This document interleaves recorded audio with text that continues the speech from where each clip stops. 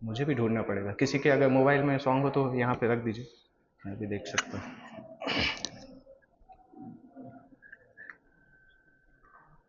ये सॉन्ग हम केवल गाएंगे, एक्सप्लेनेशन नहीं करेंगे, नहीं तो इसमें क्लास खत्म हो जाएगा। केवल गाएंगे, इसका अनुवाद आप लोग पढ़ लीजिएगा। ये प्रभुपाद ने जन्माष्टमी मनाने के बाद, जहाज पे जब जन्माष्टमी मनाया था, उस समय इस सॉन्ग को लिखा था 1965 में, अमेरिका जाते समय। डाल दिया उसमें।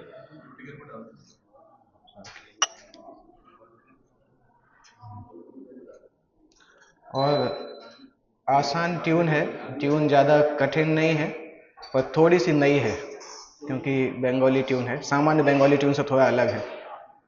तो फर्स्ट लाइन है केवल मैं गाऊंगा, और बाकी फिर लाइन, सभी लाइन की कॉमन ट्यून है, और आप लोग कैच कर लेंगे। वैसे अगर उज्जैन में आपने सुना होगा तो आसानी से कैच कर लेंगे। तो पहली लाइन मेरे पीछे दोहराइएगा, फिर दो दो लाइन दोहराइएगा। कृष्ण तव पुण्य हवे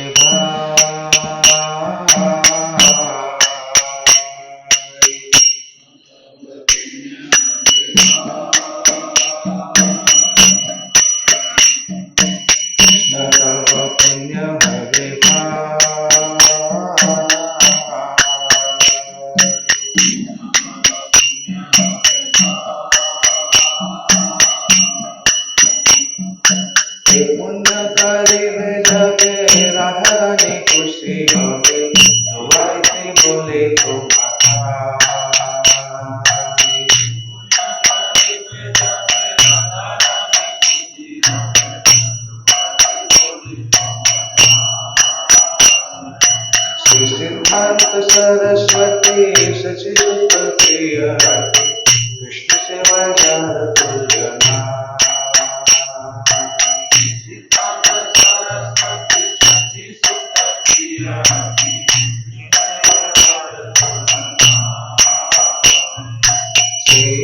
महंत गुरु जगत मध्य कृष्ण भक्ति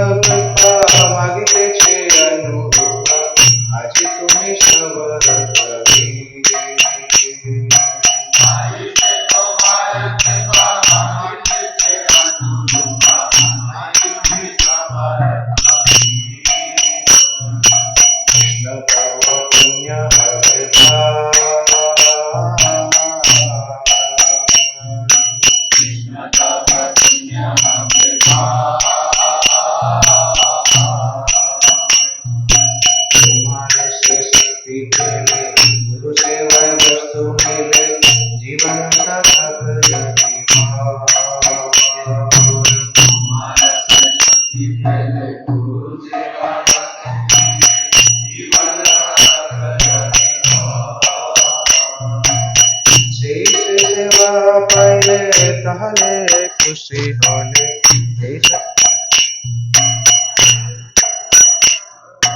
सहले सुखी होले तब संग भाग्य थे मेरा। एक बार गाइए आप फिर से, क्योंकि मुझसे मिस्टेक हो गई।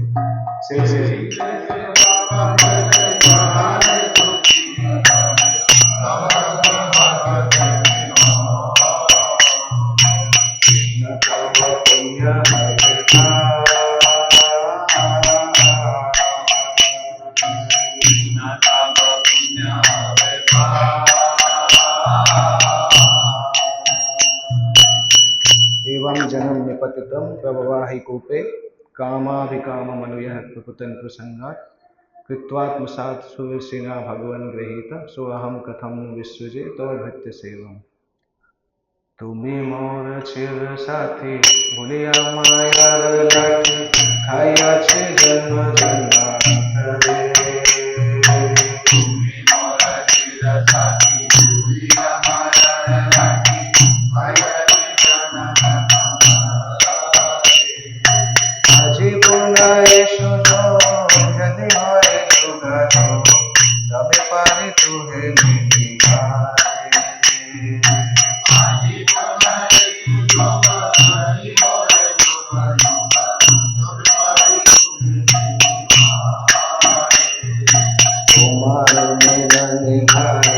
अभरते सुख पाई उछरण गोरे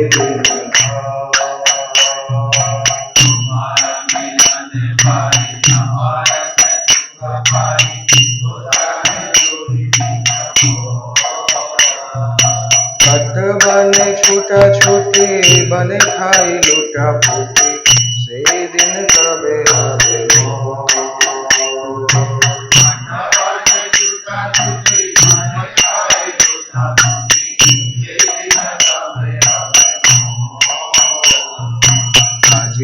सुविधाने तुम्हारा स्मरण बिन बड़ो आस डाकिला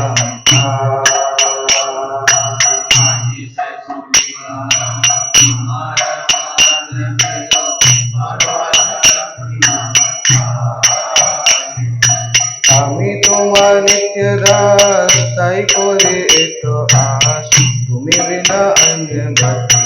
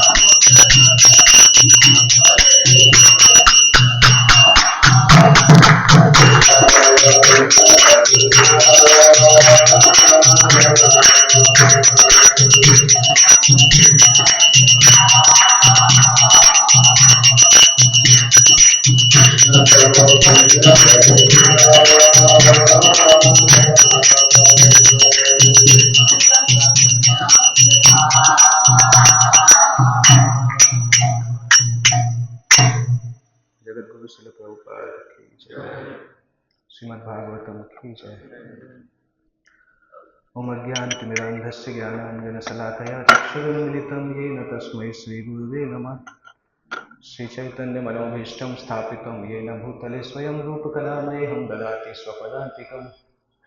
वन्देऽहं श्रीगुरुं श्रीयुतपदकमलं श्रीगुरुन् वैष्णवांश्च श्रीरूपं साग्रजातं सहगण रघुनाथान्वितं तं सजीवं साद्वैतं सावधूतं परिजनसहितं कृष्णचैतन्यदेवं श्रीराधाकृष्णपादान् सहगण ललिता श्रीविशाखान्वितंश्च नमो विष्णुपादाय कृष्णपृष्ठाय भूतले श्रीमते भक्तिवेदान्तस्वामिनिति नामिने नमस्ते सारस्वती देवे गौरवाणी प्रचारिणे निर्विशेषशून्यवादी पाश्चात्यदेशतारिणे नमो महावदन्याय कृष्णप्रेमपुरायते कृष्णाय कृष्णचैतन्यनाम्ने गौरत्वसे नमः।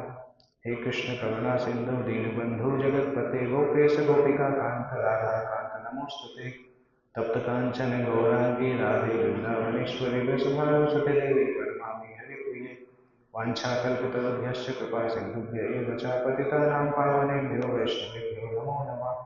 जय श्री कृष्ण चैतन्य प्रभु नित्यानंद श्री अद्वैत गदाधर शिवासादि गौर भक्तवृंद।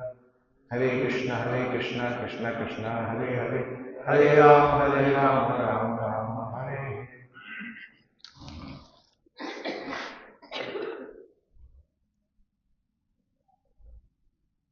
हरे कृष्ण। कल हमने इंट्रोडक्शन कंप्लीट किया था।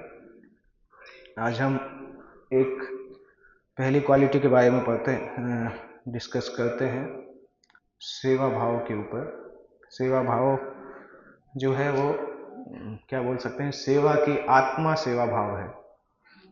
अगर सेवा भाव के बिना सेवा होता है तो ऐसा लगता है जैसे शरीर में से आत्मा निकल गई है। और आप जानते हैं कि शरीर में से आत्मा निकलने के बाद अगर मुर्दा काम करने लगे तो सब डर के भाग जाते हैं, उसको जूम भी बोला जाता है। तो उसी प्रकार से अगर सेवा भाव के बिना कोई व्यक्ति सेवा करता है तो बाकी लोग बहुत परेशान होते हैं, उसकी सेवा की क्वालिटी उतनी अच्छी नहीं होती, भगवान भी डिस्टर्ब होते हैं।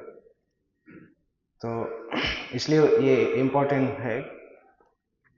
कभी कभी कोई भक्त से अगर हम रिक्वेस्ट करते हैं कि भगवान को भोग लगा दीजिए, भगवान के विग्रह को भोग लगा दीजिए, तो वो कुछ कारण दे सकता है कि प्रभु जी मैं इतना पतित व्यक्ति हूँ, आध्यात्मिक संसार में तो राधा रानी और गोपियाँ भगवान को भोग लगाती हैं, यशोदा भी लगाती हैं, मैं कैसे लगा सकता हूँ। कोई सीनियर भक्त को बोलिए वो लगाएगा भोग। इस प्रकार से बहाना बनाना लॉजिकल लगता है, पर जब प्रसादम की लाइन लगती है तो वो आ जाता है, प्रभु जी आपने मुझे प्रसादम लेने के लिए बोला, मैं कैसे मना कर सकता हूँ, प्रसाद तो लेना ही चाहिए। और फिर उसको बोलो कि आप बर्तन धो सकते हैं क्या, बोलते नहीं प्रभु जी सुबह से एक्चुअली मुझे बुखार है, मैं कैसे बर्तन धो सकता हूँ। और ऐसे लोग अपना टाइम भी वेस्ट करते हैं, दूसरे का भी टाइम वेस्ट करते हैं। वो बोलेंगे कि सुबह से बुखार है, पर जब प्रसादम का टाइम आएगा तो सबसे पहले आ जाते हैं, और सेवा के टाइम में नहीं दिखते हैं, भाग जाते हैं।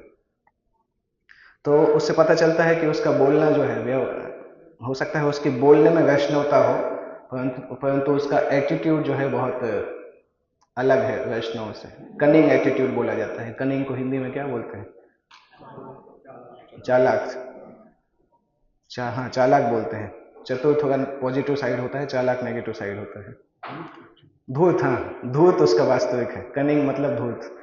तो बोलने में बहुत वैष्णव जैसे होते हैं, परंतु एटीट्यूड बहुत कनिंग धूर्त होता है एटीट्यूड। और सामान्यतः ऐसे भक्त अपने आप को ही चीट करते हैं, उनको लगता है हम सामने वाले को चीट कर रहे हैं, परंतु भगवान जानते हैं किसके अंदर क्या है। तो वो ऐसे करते करते अपने आप को ही चीट करते हैं, और धीरे धीरे लोगों को ही वास्तविकता पता चल जाती है कि किस प्रकार से है। कभी कभी कुछ डिवोटीज टाइम वेस्टर भी होते हैं, दूसरे भक्तों के पास जाके केवल सोशलाइज करते हैं, केवल सोशलाइज की बात करते हैं।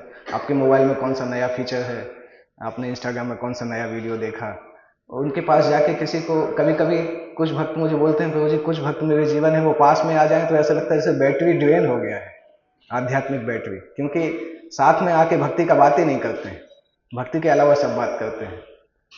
तो वो बोला जाता है सोशलाइज करना, परंतु आध्यात्मिक का बात नहीं करना। क्योंकि भक्तों से हमारा संबंध कैसा आध्यात्मिक है, हम सोशल बातें कर सकते हैं, परंतु ऐसा नहीं कि हमारा 99% सोशल बातें होगा, 1% आध्यात्मिक बात होगा, ऐसा नहीं चलता है, क्योंकि हमारा संबंध उस पर आधारित नहीं है। एक बेचारा व्यक्ति आध्यात्मिक संस्था में इसीलिए आ रहा है कि उसको आध्यात्मिक संग मिले। अगर उसको 99% बाहर की चीजें सुनने मिल रही है तो बाहर ही जाके संग कर सकता है ना, ऑफिस के व्यक्ति के साथ ही संग कर सकता है, तो फिर हमारे पास आने की क्या आवश्यकता है। तो ऐसे डिवोटीज टाइम वेस्टर होते हैं, अपने टाइम भी वेस्ट करते हैं, दूसरों को भी टाइम वेस्ट करते हैं। कुछ कुछ डिवोटीज और भी कनिंग होते हैं, जैसे हमारी हॉस्टल में क्या था, ये तो बाहर का एग्जाम्पल है। जब एग्जाम का टाइम आता था तो कुछ कुछ बच्चे ऐसे होते थे जो पहले सारी पढ़ाई कर लेते थे, एग्जाम के एक दिन पहले हर रूम में जाके देखते थे कौन क्या कर रहा है, और जो ज़्यादा अच्छा पढ़ाई करने वाला होता था उसके पास बैठ के उसका टाइम वेस्ट कराना चालू कर देते थे कि वो पढ़ाई कंप्लीट नहीं कर पाए। श्री श्री राधा गोविंद देव की जय, श्री श्री निताई सची सुत की जय। तो ये बहुत कनिंग बिहेवियर होता है कि अपना कर लिया और दूसरे का टाइम खराब करने के लिए आते हैं। कभी कभी देखा जाता है ये भक्तों के व्यवहार में भी। इस प्रकार से व्यवहार करने से प्रभुपाद जी जगह बोलते हैं कि एक्चुअली कृष्ण को तो आप चीट नहीं कर सकते, अपने आप को ही चीट कर सकते हैं। जैसे लोग बोलते हैं 4 नियम तोड़ते हैं, परंतु प्रभुपाद एक जगह लिखते हैं व्यक्ति 4 नियम तोड़ ही नहीं सकता है। जब वो 4 नियम तोड़ने जाता है तो अपनी बॉडी को ही तोड़ देता है। 4 नियम तोड़ने का मतलब आप उस नियम का रिजल्ट तोड़ रहे हो, परंतु नियम का रिजल्ट नहीं टूटने वाला है, वो तो प्रकृति का नियम है। तो जब उस नियम को आप तोड़ते हो तो अपने आप को ही तोड़ देते हो, नियम नहीं टूटता है। तो इस प्रकार से कृष्ण को चीट नहीं कर सकते, क्योंकि कृष्ण तो अंदर से सब जानते हैं। सबसे डीप सीक्रेट जो हमारे हैं वो भी कृष्ण को पता है। कई बार हमें भी वो सीक्रेट नहीं पता होता जो सबकॉन्शियस माइंड में है, पर कृष्ण को वो सब पता है, तो वो उनसे कुछ नहीं कर सकते हैं।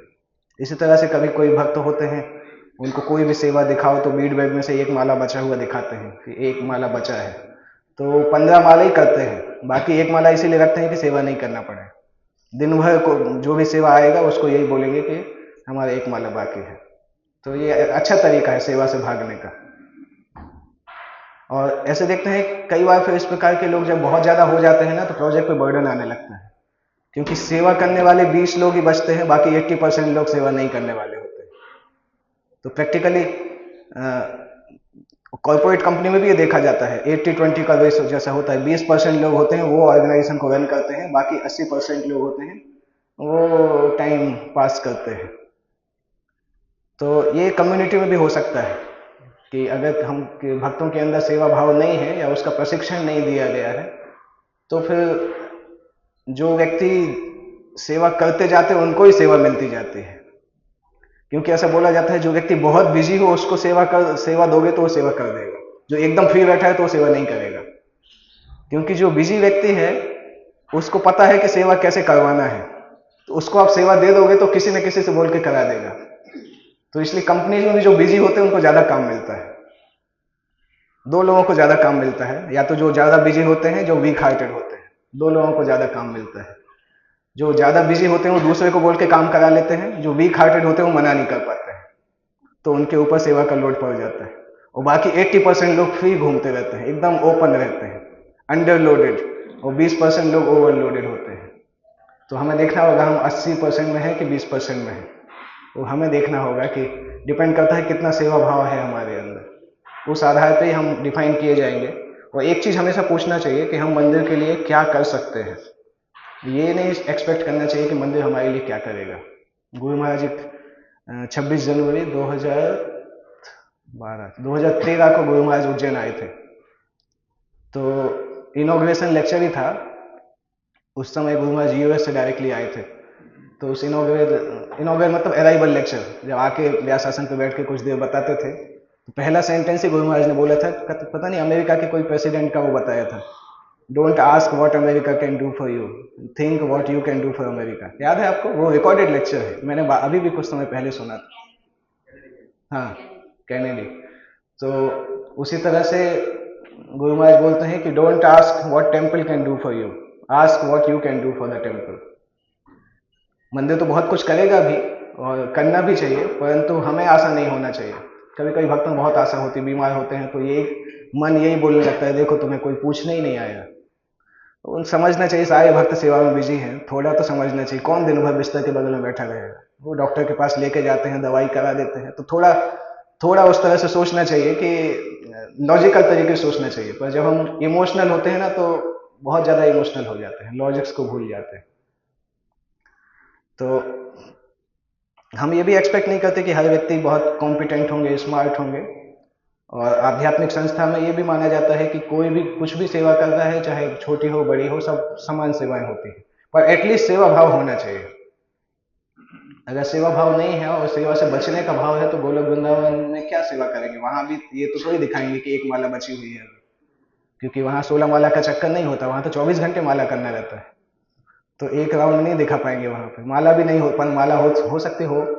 नवद्वीप धाम में तो माला होती है, वृंदावन धाम में पता नहीं होती है कि नहीं। नवद्वीप में तो क्योंकि कुछ कुछ फॉलोअर्स हैं जो संख्या पूर्वक नाम करते हैं, पर वृंदावन में मुझे नहीं पता कि संख्या पूर्वक नाम होता है कि हमेशा चलता है। तो कुछ लोग होते हैं जिनके अंदर ही इच्छा होती है दूसरे की सेवा करने की। अगर हमारे अंदर पहले से वो इच्छा है तो समझना चाहिए कि ये कहीं ना कहीं से पिछले जन्म का सौभाग्य है कि जनरली सेवा करने की इच्छा होती है। सामान्यतः कुछ लोग होते हैं, उनको सामने कोई चीज हो तो वो देख नहीं पाते हैं, कोई कहीं गंदा हो, कोई चीज आधी डली हो तो नेचुरली जाके करने लगते हैं, उनको बोलना नहीं पड़ता है। ये बहुत अच्छा निशानी है, उनके अंदर से वो सेवा का भाव आता है। जैसे एक चाइनीज कहावत आती है कि अगर आप एक क्षण के लिए सुख चाहते हैं तो नैप लेना चाहिए, शॉर्ट नींद लेना चाहिए, बहुत खुशी मिलती है। एक दिन के लिए अगर खुशी चाहते हैं तो पिकनिक पे जाना चाहिए। एक महीने के लिए अगर खुशी चाहते हैं तो शादी करना चाहिए। और अगर जिंदगी भर के लिए खुशी चाहते हैं तो दूसरे की सेवा करना सीखना चाहिए। जो दूसरे की सेवा करना सीखते हैं वो हमेशा हमेशा खुश रहते हैं, कभी उनको कोई कंप्लेन नहीं आता है, क्योंकि उनका नेचर हो जाता है दूसरे की सेवा करना। और जब वो नेचर हो जाता है तो कभी ये पूछते ही नहीं कि मेरी कोई सेवा करेगा कि नहीं, क्योंकि वो उनके मन में क्वेश्चन ही नहीं आता। केवल उनको यही प्रश्न आता है कि मैं कैसे दूसरे की सेवा कर सकता हूँ। जैसे इस्कॉन का एक प्रसादम बूथ लगा था, कुंभ मेला उज्जैन के पहले एक कहाँ पे कुंभ हुआ था, प्रयाग में या कहाँ पे 2010-12 में, तो वहाँ पे कुंभ मेला लगा था। और इस्कॉन के बूथ में खिचड़ी और पुस्तक डिस्ट्रीब्यूशन करते हैं। अभी भी कुंभ मेला आने वाला है अगले महीने। तो हर दिन कई कई हजार प्लेट्स खिचड़ी का डिस्ट्रीब्यूट करते हैं। तो वहाँ पे एक सामान्य गांव का आदमी आया, बाहर का कोई व्यक्ति कुंभ में दर्शन करने के लिए और खिचड़ी प्रसाद लेने के लिए आया। तो उसने वहां जाके देखा तो जो बूथ थे बहुत सारे लोग थे उसमें, परंतु सर्विस करने वाले कम लोग थे और लाइन लंबी लगी थी।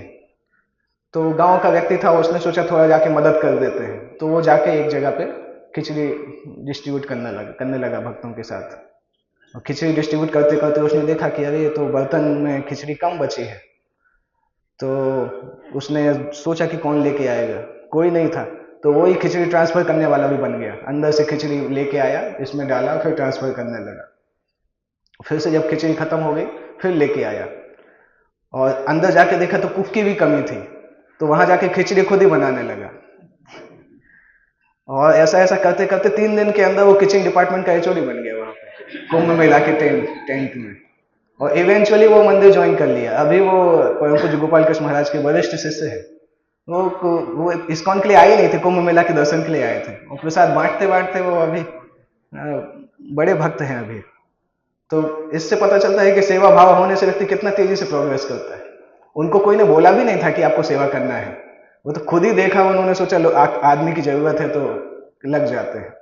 तो अगर किसी के पास इस प्रकार का सेवा भाव है तो कौन सा मंदिर ऐसा है जो उसको नहीं चाहेगा? उसके पीछे लाइन लगेगी कि आप हमारे मंदिर में आ जाओ, हमारे मंदिर में आ जाओ, अगर ऐसा सेवा भाव है तो। प्रैक्टिकली हर कॉर्पोरेट कंपनी भी ऐसे लोगों को ही चाहती है, ढूंढते रहते हैं, हंट करते हैं कि कौन है ऐसा व्यक्ति जो सेवा करेगा, क्योंकि उनको भी पता है बहुत कम लोग सेवा करना चाहते हैं। सामान्यतः यही कंपटीशन होता है कि बॉस सोचता है कि मैं इसको 10,000 सैलरी दूंगा तो कम से कम 50,000 तो इससे निकाल लूंगा, तो बॉस ज्यादा काम कराता है। और एम्प्लॉय है वो सोचता है 10,000 दोगे तो मैं 5,000 का ही काम करूंगा। दोनों तरफ से यही विचार होता है।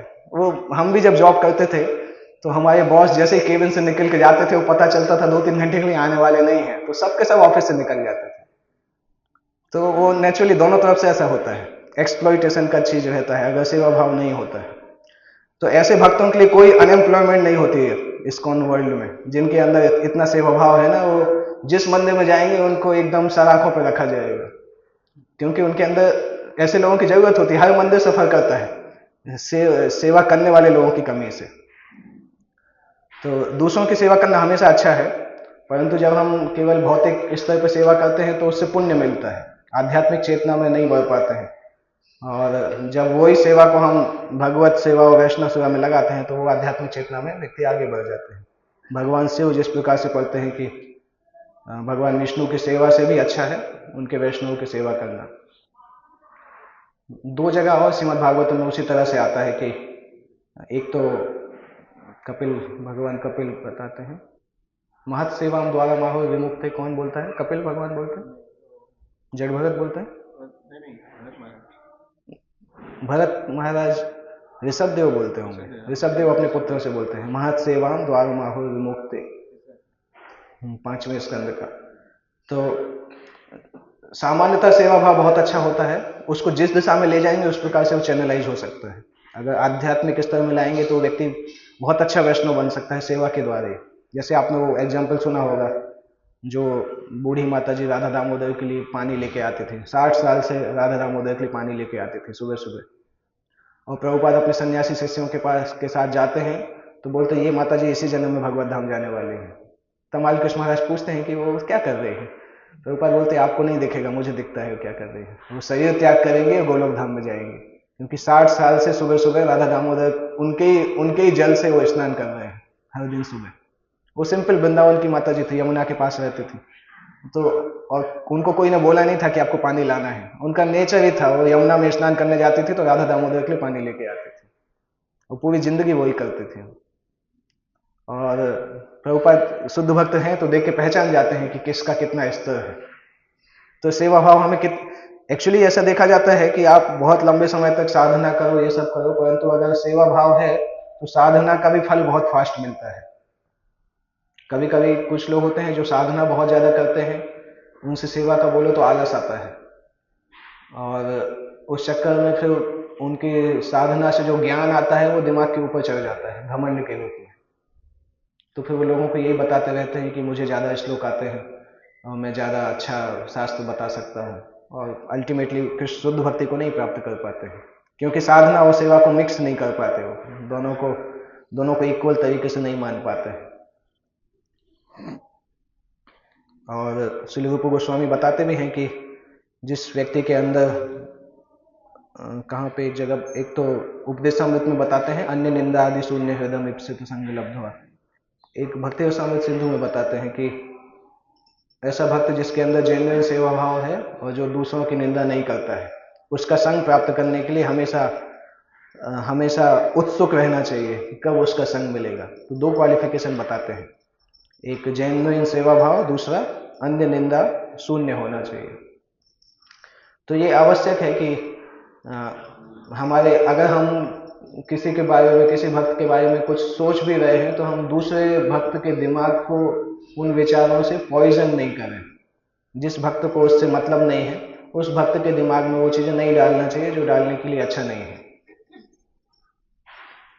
क्योंकि अननेसेसरी अगर हम किसी के बारे में नेगेटिव इमेज डालते हैं तो फिर उस भक्त को उस दूसरे भक्त को सम्मान करने में मुश्किल होता है, और उस भक्त के आध्यात्मिक जीवन में जो रुकावट आती है उसका जिम्मेदार कौन बनता है?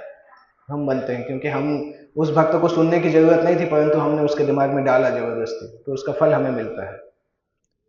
तो इसलिए ऐसे लोगों का संग करने के लिए बहुत डिजायरेबल होना चाहिए जिनके अंदर निंदा करने की आदत ही नहीं है, उनको निंदा दिखता ही नहीं है। अगर ऐसे भक्तों का संग मिलता है तो प्रोग्रेस बहुत फास्ट होता है। प्रभुपाद एक जगह लिखते थे कि कुछ भक्त इतने बिजी होते हैं कि उनको क्रिटिसाइज करने का टाइम ही नहीं मिलता है। एक बार परम पूज्य जयप्रताप महाराज से पूछा था कि महाराज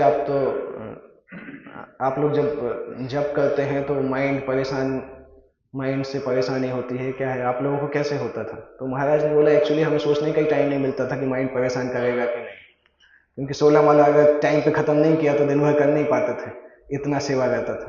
तो हम सोच ही नहीं पाते थे कि माइंड कैसे परेशान करेगा, क्या करेगा, समझ में ही नहीं आता था ऐसा कुछ। वो जब खाली दिमाग होता है तो वो शैतान का घर होता है, उसमें सब चीजें आती हैं। अगर दिमाग को लगातार सेवा से भर दे तो फिर और कोई चीज आती नहीं उसके अंदर। प्रभुपाद एक बार अपने शिष्यों से बोलते थे कि 24 घंटे आप किससे बोले थे, सुभग स्वामी महाराज से या किसी से बोले थे, अगर 24 घंटे हैं तो 26 घंटे का सेवा होना चाहिए कम से कम। तो उन्होंने पूछा कि महाराज कैसे 26 घंटे के कैसे करेंगे? प्रभुपाद ने बोला एडजस्ट कर लो 24 घंटे के अंदर, और सेवा एक्स्ट्रा होनी चाहिए। हर रात में जब सोते हो यही पता होना चाहिए कि कुछ चीज छूट गया, वो बहुत अच्छा है कि कुछ छूट गया सोते समय, अगले दिन उसको करेंगे, उतना उतना होना चाहिए। प्रभुपाद के शिष्य भी इस प्रकार से थे कि इतना उनके पास रहता था कि रात में जब सोते थे तो ध्यान ही नहीं आता था, सुबह सीधे 4 बजे नींद खुलती थी, बीच में उनको अनिद्रा की समस्या ये सब कुछ होता ही नहीं था। अभी हम देखते हैं भक्तों में समस्या आती है कि रात में नींद नहीं आती है, ये सब पहले गांव में भी ऐसा होता था। कोई अगर खेत में काम करके आता था ना तो वो एकदम कहीं भी सुला दो, पत्थर पे सुला दो, कहीं सुला दो, उसको याद ही नहीं आता था। तो जब सेवा इतना करते हैं ना तो फिर हमें ध्यान नहीं आता है बाकी चीजों में, अपने आप ही दूसरी चीज से हट जाते हैं। कहीं कोई भक्त प्रजल्प कर रहे हैं तो टाइम ही नहीं है सुनने के लिए, क्या सुनेंगे। जब हम सेवा करना प्रारंभ करते हैं तो उस सेवा से हमारा मन बहुत जल्दी साफ होना चालू होता है, और जब मन साफ होता है तब कृष्ण का दर्शन कर सकते हैं। इसलिए भक्ति सिद्धांत सरस्वती ठाकुर ने ये बोला कि आप सेवा करने का प्रयास करो जिससे कि कृष्ण आपको देखेंगे। चाहे तो बोल सकते थे कि शास्त्र का अध्ययन करने का प्रयास करो जिससे कृष्ण आपको देखेंगे, परंतु उन्होंने इंटेंशनली बोला कि don't try to see Krishna, serve him in a way that he sees you, क्योंकि डायरेक्ट कनेक्शन है। कृष्ण की सेवा करोगे तो माइंड साफ होने लगेगा। जैसे केवल देखने से अगर हमारे अंदर सेवा भाव नहीं है और देखेंगे तो फिर उतना फायदा नहीं होगा। रावण ने भी तो भगवान राम को देखा था, हिरण्यकश्यपु ने भी नरसिंह को देखा था, कंस ने भी कृष्ण को देखा था, परंतु उनका देखना नहीं था क्योंकि उन्होंने कभी भगवान की सेवा का ही प्रयास नहीं किया।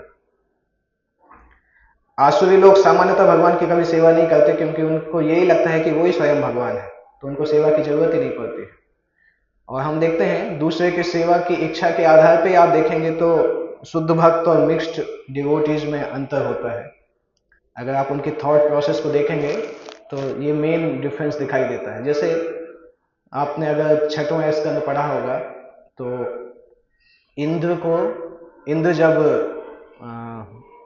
विश्वरूप को मार देते हैं, विश्वरूप के गला काट देते हैं, उसके बाद उनको पाप लगता है।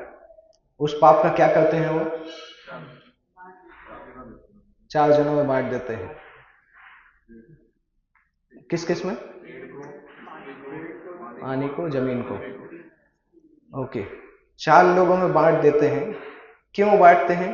खुद सफर क्यों नहीं करना चाहते हैं? पाप तो खुद ही का था ना। अभी ये एक केस देखिए, दूसरा केस देखिए। पहले स्कंद में 19वें अध्याय में 18वें अध्याय में परीक्षित महाराज जब स्वामी कृष्ण के गले में सांप डाल देते हैं, जब लौट के आते हैं मन में क्या विचार आता है? क्या विचार आता है? 2 चीज बोलते हैं कि इसका टोकन पनिशमेंट नहीं मिलना चाहिए, जो भी पाप का फल है फुल फोर्स से मेरे ऊपर आना चाहिए। और दूसरी चीज मानते हैं कि केवल मुझे मिलना चाहिए, मेरे रिश्तेदारों को, प्रजा को नहीं मिलना चाहिए। परीक्षित महाराज अपने पाप का फल खुद भुगतना चाहते हैं, स्पेसिफिकली बोलते हैं कि नहीं, किसी और को नहीं मिलना चाहिए। इंद्र क्या करते हैं? अपना फल बांट देते हैं। ये अंतर होता है मिक्स्ड डिवोटी और प्योर डिवोटी के विचार में, ये अंतर होता है। और उससे एक और चीज समझ में आती है कि अगर हम किसी को कुछ फेवर करते हैं तो उस फेवर के बदले में कुछ ना कुछ ऑब्लिगेशन भी होता है। जैसे इंद्र ने इन 4 जगह जहां पे अपने पाप को बांटा उनको कुछ कुछ आशीर्वाद भी दिया। तो अगर कोई व्यक्ति हमें अननेसेसरी फेवर कर रहा है तो समझना चाहिए कि कुछ चीज आगे जाके वो मांगेगा, और अगर हमने उसका फेवर स्वीकार किया है तो उस समय उसकी डिमांड को भी स्वीकार करना पड़ेगा। इसलिए बेटर है कि हम किसी के फेवर्स को स्वीकार नहीं करें बिना काम के। श्री निताई सचुसुत की जय, श्री राधा गोविंद देव की जय, श्री प्रभुपाद की जय।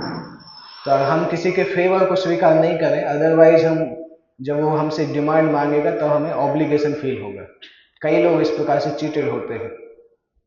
तो अगर कभी हमें दिखता है कि कोई व्यक्ति अननेसेसरी फेवर कर रहा है तो समझ जाना चाहिए कि पीछे कुछ और चीज आने वाली है, सावधान रहना चाहिए। समझ में नहीं आता उस समय, हमें लगता है अरे ये तो मैं इतना अच्छा भक्त हूँ, सब लोग मेरे इतना वो कर रहे हैं। पर कभी कभी अगर सामने वाला व्यक्ति उतना उत्कृष्ट भक्त नहीं है तो उसका फायदा उठा सकता है, और उस ऑब्लिगेशन के कारण हम फंस जाएंगे। तो ये तो एक कंपैरिजन है। परीक्षित और इंद्र के बारे में। एक और कंपैरिजन सोचिए, जब इंद्र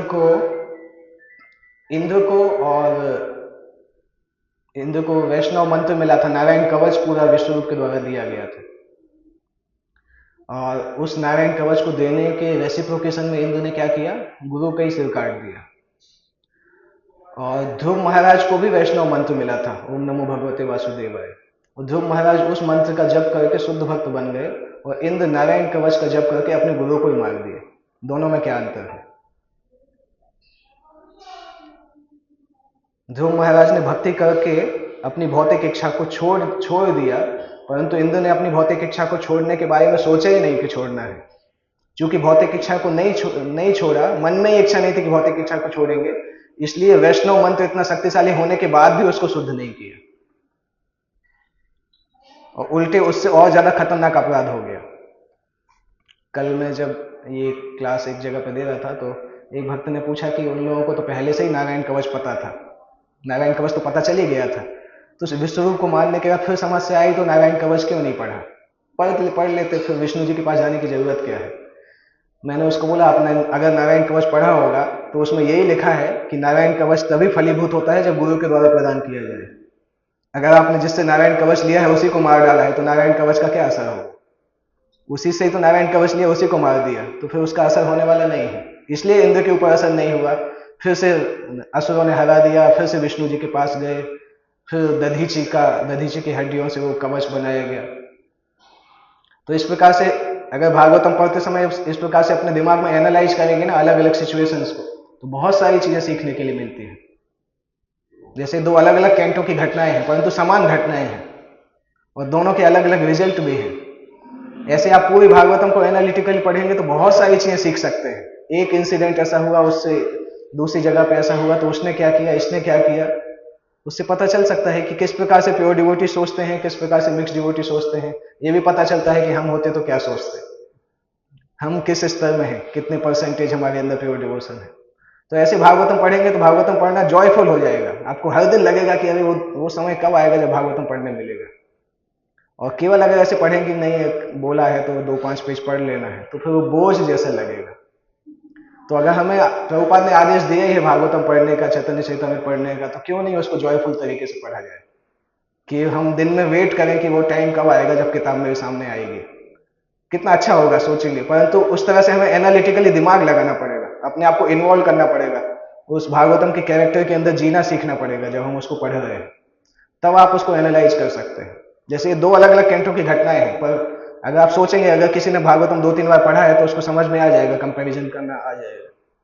और अगर इस तरीके से भागवतम पढ़ना सीख जाएंगे तो फिर आप कभी भी बोर नहीं हो सकते, आप जिंदगी भर भागवतम पढ़ सकते हैं। उसमें से हर समय जब आप पढ़ेंगे तो आपको नई नई चीज सीखने के लिए मिलेगी।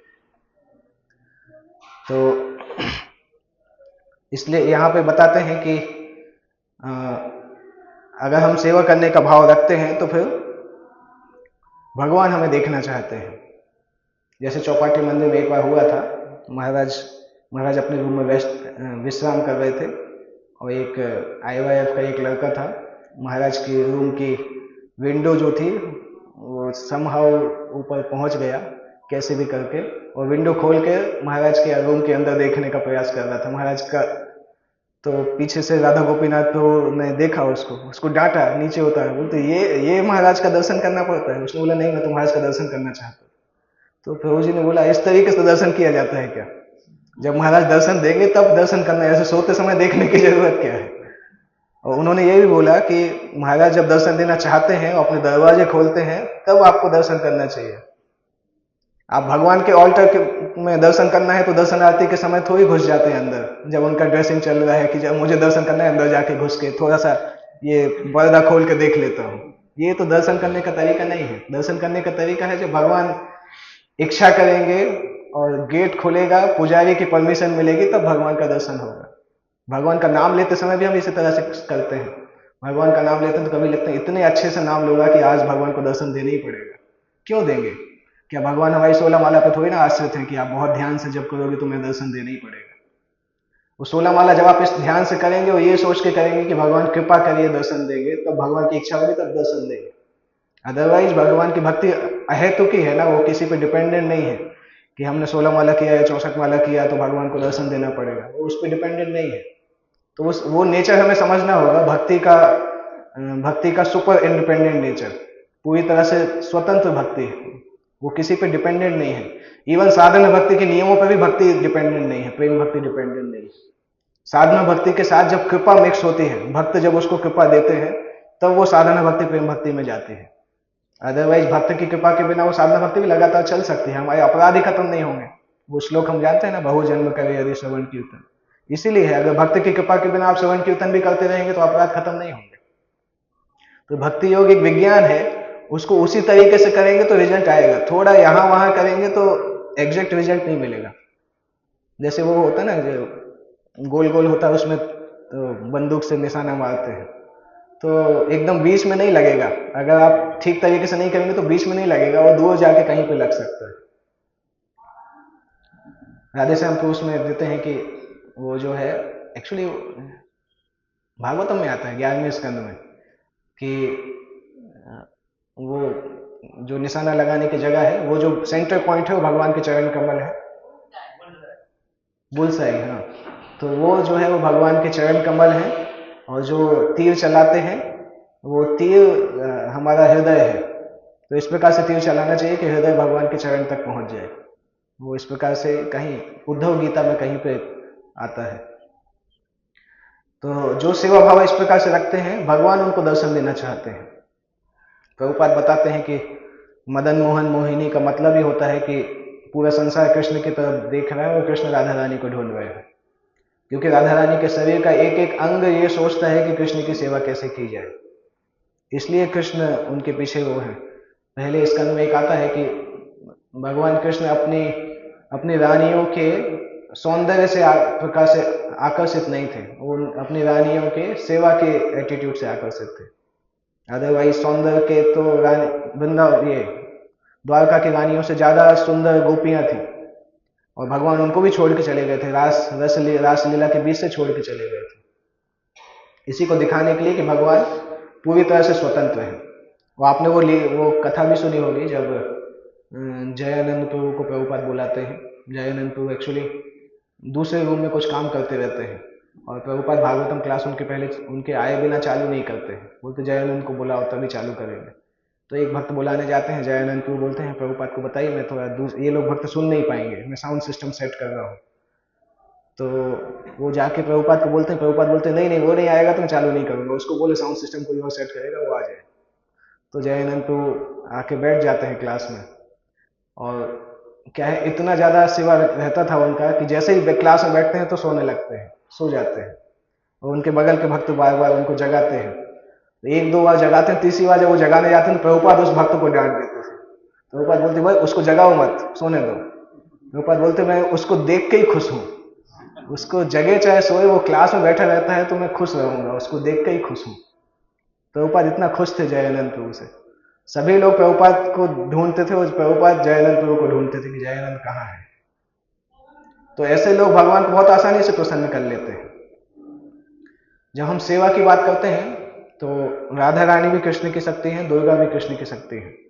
एक तरह से देखा जाए तो दुर्गा जो है वो राधा रानी की बहन भी बोला जा सकता है, परंतु दोनों को शक्ति क्यों बोला जाता है, क्योंकि जब हम शक्ति के पास जाते हैं शक्तिमान बनने के लिए तो वो शक्ति दुर्गा कहलाती है, और जब हम शक्ति के पास जाते हैं शक्तिमान की सेवा करने के लिए तो वो शक्ति राधा रानी कहलाती है। केवल यही अंतर है। जब हम खुद शक्तिमान बनने जाते हैं तो हम गोल गोल घूमते हुए नीचे गिर जाते हैं, क्योंकि शक्तिमान तो सभी लोग हैं नहीं। आपने देखा ना, शक्तिमान के पीछे बहुत बच्चे ऐसे छत से गोल गोल घूमते थे और नीचे गिर जाते थे। तो हम तो कृष्ण है नहीं, जबरदस्ती अगर कृष्ण बनने का प्रयास करेंगे तो दुर्गा के उसमें आ जाते हैं, दुर्गा देवी के प्रकोप में आ जाते हैं। सब कुछ हमारी इच्छा पर डिपेंड करता है, क्योंकि अल्टीमेटली कृष्ण जो है वो वास्तविक शक्तिमान है। उनकी एक शक्ति हमें उनकी सेवा में एंगेज करती है, दूसरी शक्ति हमें दंड प्रदान करती है। और सेवा का प्रेम से भी कनेक्शन है, क्योंकि जब हृदय के अंदर का प्रेम होता है वो सेवा के रूप में बाहर आता है। इन जनरल हम देखें, मान लो हमारे माता पिता, अगर आप अगर कोई स्टूडेंट है सूरत में पढ़ाई कर रहा है, रात में 2 बजे उसके माता पिता का फ़ोन आता है कि मैं सूरत स्टेशन आया हूँ, तो क्या बोलेगा? ये तो नहीं बोलेगा कि रात में वहीं वेट करो सुबह आ जाऊँगा। वो तुरंत बोलेगा मैं आता हूँ, अभी कैब करके आता हूँ।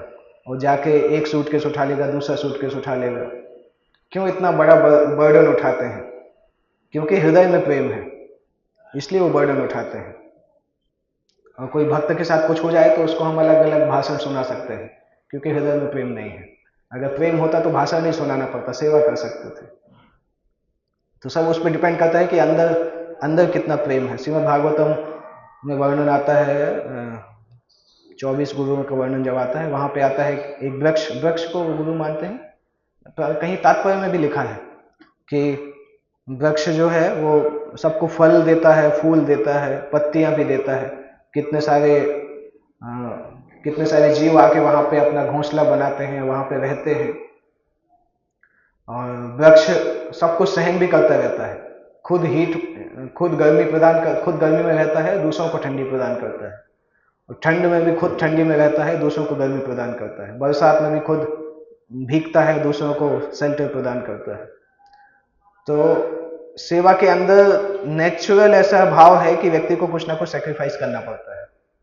अंदर प्रेम होगा तो सेवा होगी, और सेवा का मतलब सेक्रीफाइस। ये तीनों चीजें कनेक्टेड है, लव, सर्विस और सेक्रीफाइस। तीनों एक दूसरे से कनेक्टेड होती है। जब प्रेम होगा तो सेवा करेंगे, और जब सेवा करेंगे तो कुछ ना कुछ सेक्रीफाइस करना होगा। अपने नॉर्मल जोन से बाहर जाके कुछ काम करना होगा। जैसे दधीची मुनि ने अपने जीवन को ही सेक्रीफाइस कर दिया देवताओं की सेवा करने के लिए। और इन जनरल हमें भी फिक्स सेवाएं दी जाती हैं, मंदिर में भी फिक्स सेवाएं दी जाती हैं। और इतने टाइट शेड्यूल में जब कभी कोई एडहॉक सेवा आती है तो सामान्य होता है लोगों के लिए सोचना कि अभी मैं ही पकड़ा जाऊंगा इस सेवा के लिए। सामान्य होता है सोचना, जो मैनेजर है उनको पता है एडहॉक सेवा किसी को दो तो बहुत रेजिस्टेंस आता है। तभी ये चीज होता है कि हमें किस प्रकार से लोगों को ट्रेन करना चाहिए कि कोई भी सेवा के लिए तुरंत तैयार हो सके। हेजिटेशन नहीं होना चाहिए। अगर हेजिटेशन होता है तो फिर बहुत कम लोग बचते हैं जो कि एक्चुअल में सेवा करने वाले होते हैं, और फिर मैनेजर्स का हेडेक बढ़ जाता है। उस केस में फिर क्या होता है, पेड सर्वेंट रखना पड़ता है। जब हम भक्तों को अच्छे से ट्रेन नहीं करते तो फिर लगता है अभी डोनेशन आ रहा है, लोगों को पैसा देके सेवा कराएंगे। पर जिस समय आप पैसा देना चालू करते हैं, सेवा का भाव खत्म हो जाता है, क्योंकि सेवा तो पैसे पे डिपेंडेंट नहीं है। तो गलती किसकी होती है? हमने भक्तों को इस प्रकार से ट्रेन नहीं किया कि वो सेवा भाव डेवलप कर सके, और वो सेवा नहीं करते हैं, वो सेवा बच जाती है तो हम पैसा देके सेवा कराते हैं। पैसा देकर सेवा कराते हैं तो मिनिमल फायदा मिलता है, करने वाले को भी मिनिमल फायदा मिलता है, क्योंकि उसको ऑलरेडी पैसा मिल रहा है। अगर पैसा नहीं लो तो फिर आध्यात्मिक फायदा ज्यादा मिलेगा। पैसा लो तो मिलेगा पर उसका वो कम हो जाता है, क्योंकि रेसिप्रोकेशन ऑलरेडी हो गया।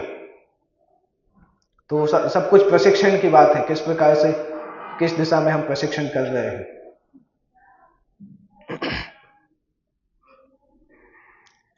तो अगर ये सब चीजें हम भक्तों को सेवा भाव में ट्रेन नहीं करेंगे तो इवेंचुअली इस प्रकार से होता है कि केवल नेम से एक बड़ा ऑर्गेनाइजेशन बनता है, अंदर से खोखला जैसा हो जाता है अगर वहां पे वॉलंटियर वर्कर्स नहीं हो। आप देखते हैं वॉलंटियर डाटाबेस, वॉलंटियर का जो अगर किसी संस्था के पास वॉलंटियर का स्ट्रॉन्ग बेस है तो बहुत बड़ी बड़ी चीजें आसानी से हो जाती है। हम यहाँ कंपेयर नहीं कर सकते, पर आपको पता हो, याद होगा, पता नहीं कैसे वो करते हैं। मैं उस पर रिसर्च भी करना चाहता हूँ। जब अहमदाबाद में महंत स्वामी का वो हुआ था ना, BAPS का कुछ प्रोग्राम हुआ था 1 महीने का 2023 में, 80,000 वॉलंटियर आए थे। 80,000 वॉलंटियर्स रजिस्टर्ड थे, उसके अलावा 1 लाख ऐसे थे जो पार्ट टाइम आते थे। 80,000 फुल टाइम वॉलंटियर थे। कहाँ से इतना बड़ा?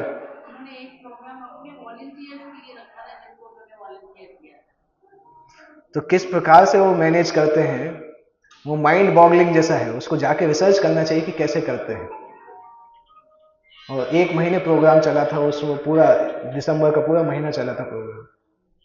किस प्रकार से करते हैं पता नहीं, उनका मार्केटिंग टेक्निक है क्या है, परंतु एटलीस्ट जाके पता करना चाहिए कि वॉलंटियर्स को इतना एक्टिवेट कैसे करते हैं। हम तो हर फेस्टिवल में हाँफते रहते हैं कि वॉलंटियर कहाँ आएंगे, फोन कर करके भी नहीं आते हैं, व्हाट्सएप मैसेज डालो फोन ही काटने लगते हैं, फोन स्विच ऑफ हो जाता है।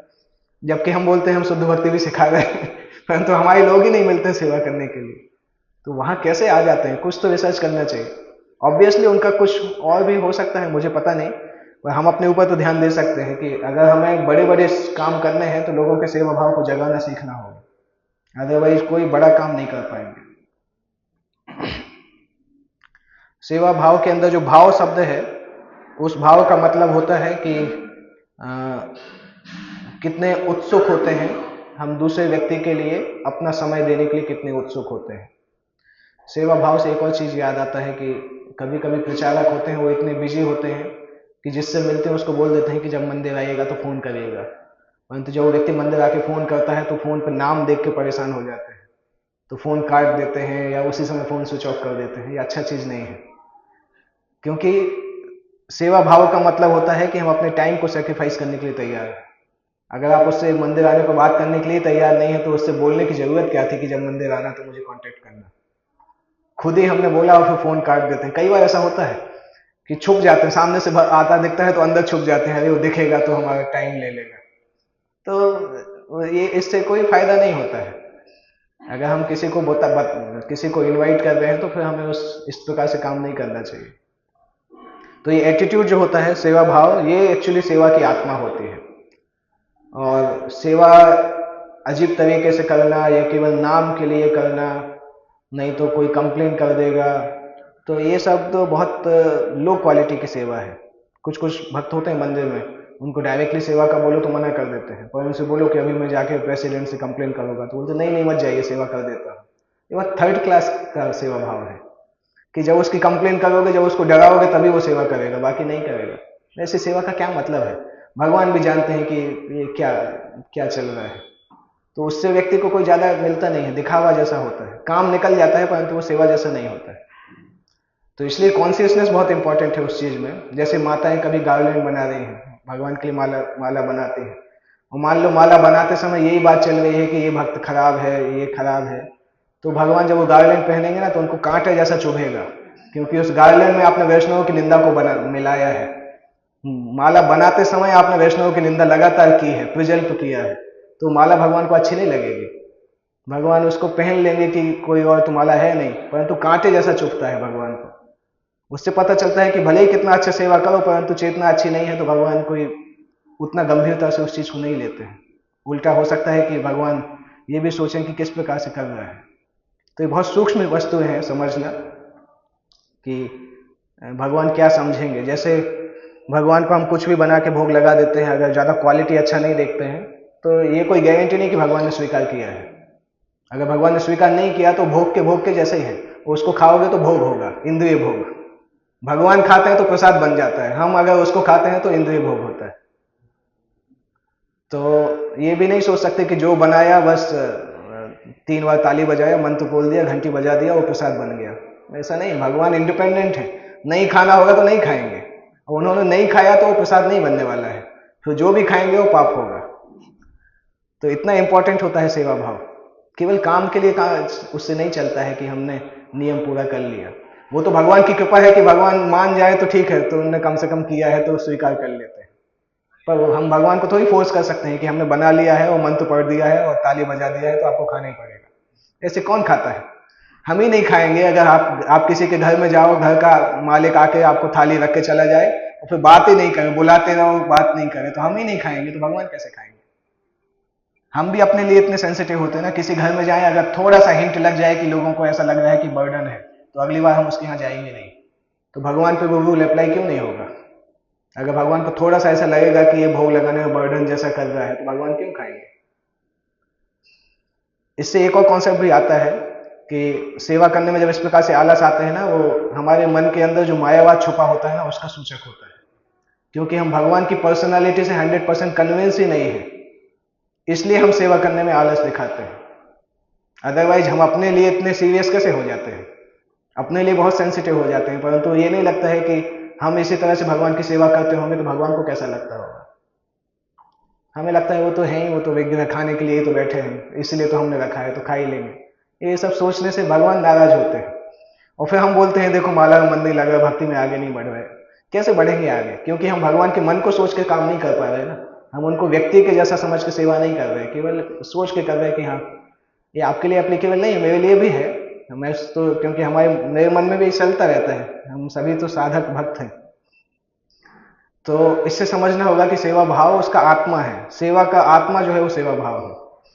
अगर उसके बिना सेवा करेंगे तो बहुत ज़्यादा प्रोग्रेस नहीं होगा, और अगर उसके साथ सेवा करेंगे तो कृष्ण को आकर्षित करना बहुत आसान होगा, बहुत जल्दी वैष्णव की कृपा मिलेगी। चैतन्य भागवत में जैसे आता है, निमाई पंडित जब भगवान ने दिखाने के लिए इस प्रकार से वो पास टाइम किया कि जैसे ही निमाई पंडित गया में ईश्वरपुरी की सेवा करते हैं, ईश्वरपुरी के आशीर्वाद को प्राप्त करते हैं, उसके तुरंत बाद आने के बाद निमाई पंडित एकदम बदल ही जाते हैं, नवद्वीप आते हैं। तो वैष्णव लोगों के वो गंगा के घाट पे जाके वैष्णव के कपड़े फोल्ड कर देते थे, गीले कपड़े हैं तो सुखाने के लिए डाल देते थे जब वो गंगा में स्नान करते रहते थे। तो उससे कितने वैष्णव कितने खुश होते थे। और जो ब्राह्मण वहाँ पे आध्यात्मिक कार्य करते थे, उनके लिए तिलक रखते थे, कुसा घास लेके आते थे, आचमन पात्र लेके आते थे। ये सब काम चैतन्य वहाँ पे उस समय करते थे, निमाई पंडित। कोई अपने कपड़े गंगा के किनारे वॉश करने के लिए लाया है तो जब तक वो नहीं है तो वॉश कर देते थे। तो ऐसे करते करते नवद्वीप के कितने सारे वैष्णव ने उनको आशीर्वाद दिया कि आप कृष्ण भक्त बन जाएंगे, may you become Krishna conscious. इस तरह से निमाई पंडित ने वैष्णव की सेवा की और ये सिखाया कि जब हम सेवा करते हैं तो वैष्णव के हृदय से नेचुरली ब्लेसिंग मिलती है, उसको सेवा भाव बोला जाता है। और इस सेवा भाव जो है वो राधा रानी के उसमें आता है, राधा रानी की कस्टडी में आता है। सेवा भाव प्रदान करने वाली राधा रानी होती है, इसलिए एक्चुअली राधा रानी और बलराम जी दोनों लोगों को सेवक भगवान बोला जाता है। कृष्ण को सेव्य भगवान बोलते हैं, राधा रानी और भगवान बलराम को सेवक भगवान बोलते हैं। इसलिए आध्यात्मिक गुरु को भी सेवक भगवान बोलते हैं, क्योंकि आध्यात्मिक गुरु राधा रानी या बलराम उनके ही पार्षद होते हैं। और राधा रानी का एक और नाम है कि भक्ति रस उनसे निकलता है, object of love. Radha Rani 64 कलाओं में माहिर है और हर कला प्रैक्टिकली कृष्ण की खुशी के लिए है। इसलिए राधा रानी कृष्ण की सबसे ऊंची सेविका मानी जाती है। और उनके एग्जाम्पल को फॉलो करते हुए हनुमान जी हैं, सीता जी हैं, ये भगवान के अलग अलग अवतारों के लिए सेवाओं में परफेक्ट माने जाते हैं। भगवान विष्णु के केस में लक्ष्मी है, राम के केस में हनुमान और सीता है।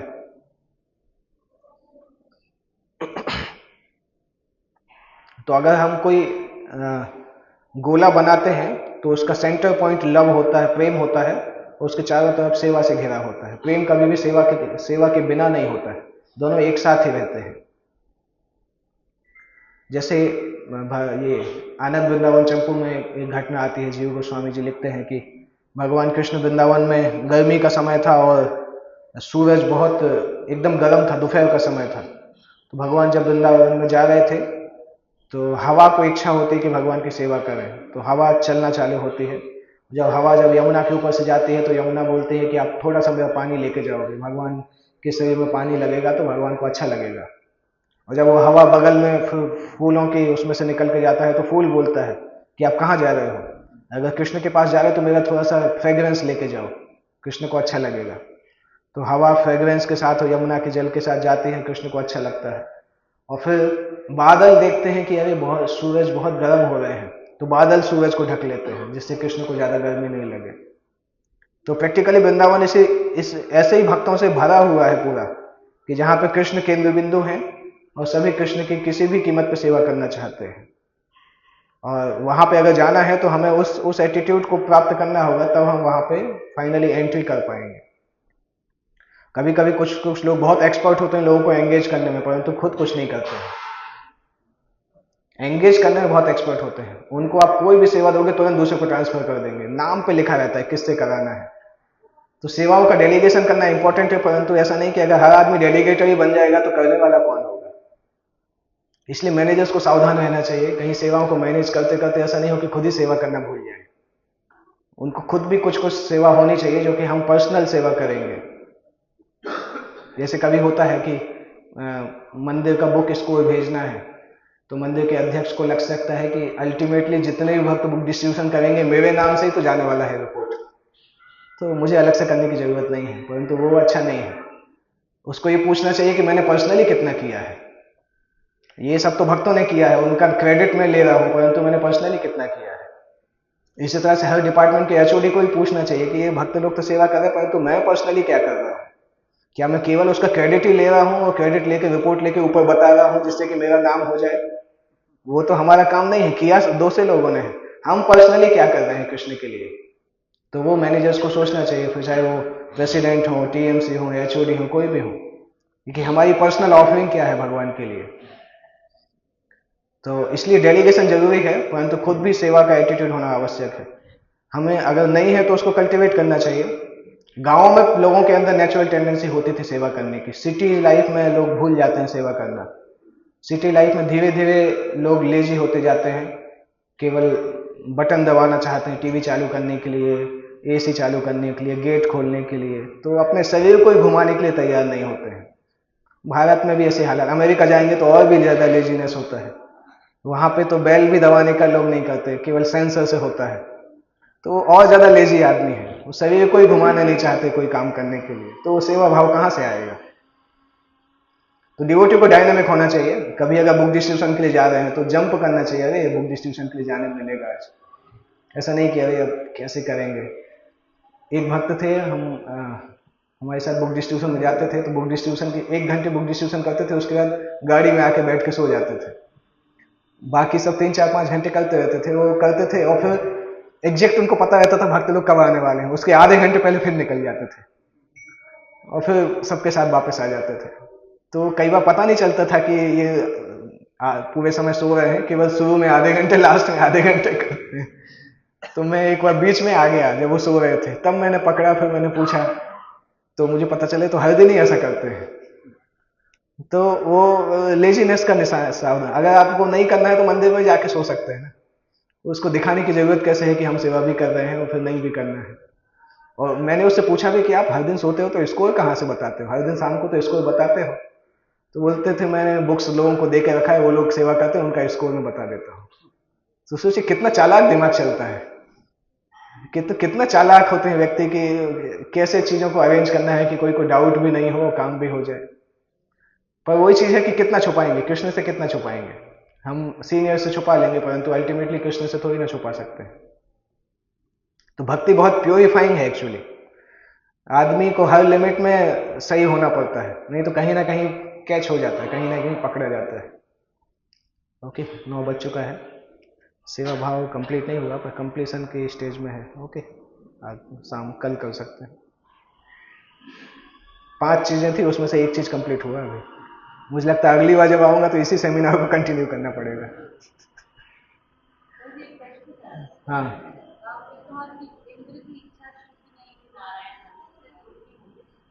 हाँ। ध्रुव की शुरुआत भौतिक इच्छा से थी। 2 कारणों से शुद्धि हुई। एक तो उन्होंने नारद मुनि को अनकंडीशनल सरेंडर किया। इंद्र ने विश्वरूप को अनकंडीशनल सरेंडर नहीं किया। जब देवता लोग विश्वरूप से मिलने जाते हैं, आप पढ़ेंगे क्या बोलते हैं, इस तरह से नहीं जाते कि हम समर्पण कर रहे हैं। वो बोलते हैं कि आप हमसे छोटे हो, हम आपसे बड़े हैं, तो आपको हमारा गुरु बनना ही होगा। गुरु को आदेश देते हैं कि आपको हमारा गुरु बनना होगा। कोई शिष्य गुरु के पास जाके बोल सकता हो कि आपको तो मुझे गुरु बनना ही पड़ेगा? वो भाव ही नहीं है, शुरू से वो भाव नहीं था। उनके पास तो था कि बृहस्पति नहीं है, इसलिए किसी न किसी को चुनना है। तो एक तो भौतिक इच्छा थी, दूसरा गुरु के लिए जेन्युइन सरेंडर की कमी थी, इसलिए वो वैष्णव मंत्र उनको शुद्ध नहीं किया।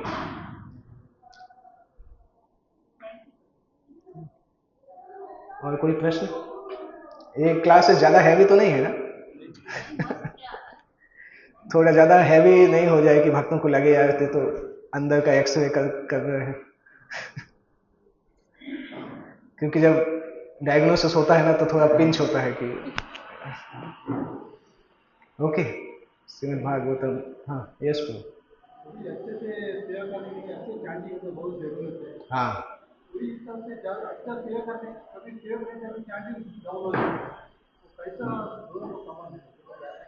हर दिन ऐसा नहीं होना चाहिए कि हमारे पास इतनी सेवा है कि चैंटिंग नहीं कर पा रहे, हर दिन नहीं होना चाहिए। अब फेस्टिवल में हो सकता है, कभी कभी हो सकता है, परंतु डेली तो ऐसा रूटीन होना चाहिए कि हम समय पर चैंटिंग कर पाए। कभी कभी चल भी जाता है, अनअवॉइडेबल होता है, परंतु डेली नहीं आना चाहिए। जैसे क्राइसिस है ना, कभी कभी होता है, अगर क्राइसिस हर दिन होने लगे मतलब टाइम मैनेजमेंट में प्रॉब्लम है। ओके। श्रीमद् भागवतम की जय, जगत गुरु श्रील प्रभुपाद की जय।